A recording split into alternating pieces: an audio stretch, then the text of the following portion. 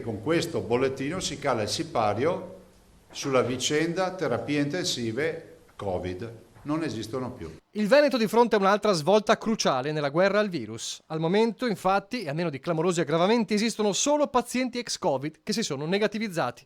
Motivo per far festa? Niente affatto, il virus c'è ancora e bisogna seguire le regole, ma è un dato che fa da sponda alla polemica sulle elezioni congelate.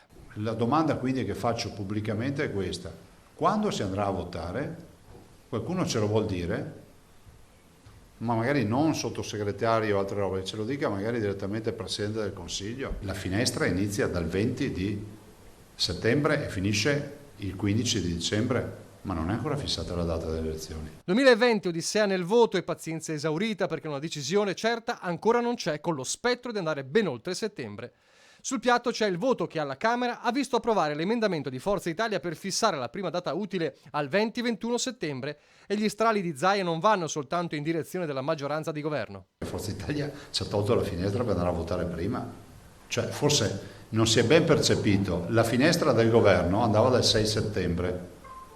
Forza Italia ha presentato un emendamento per fare in modo che non si voti prima del 15, ma prima del 15 vuol dire che al minimo si può votare il 20. Chi lo ha votato, da come la leggo io, aveva la preoccupazione che si fissasse il 20, ma poi avendo la finestra dal 6 magari le regioni non facessero un blitz e noi potevamo fare convocare le urne il 6 di settembre. Quindi c'è stato tolto anche questa possibilità per evitare la totale autonomia alle regioni. Questo non è un bel segnale. Ma c'è pure tra le righe una stoccata sottile a Salvini.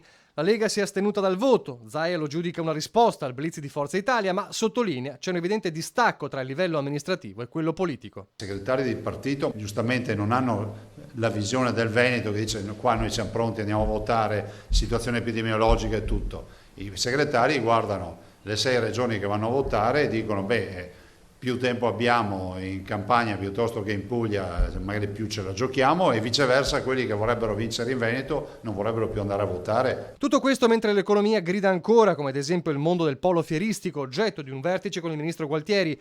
Solo Verona ha perso il 60% del fatturato, giro d'affari di 700 milioni di euro andato in fumo. Ma per una ferita che resta aperta c'è anche un lieto fine. Il ministro degli esteri greco annuncia la riapertura del paese agli italiani dopo le roventi polemiche dei giorni scorsi, gli attacchi proprio di Zaia, che su Facebook cambia tono e ringrazia gli amici ellenici, lasciando spazio a una battuta conclusiva sulla risoluzione del caso. Merito del ministro degli esteri Di Maio. Merito del casino che abbiamo fatto noi.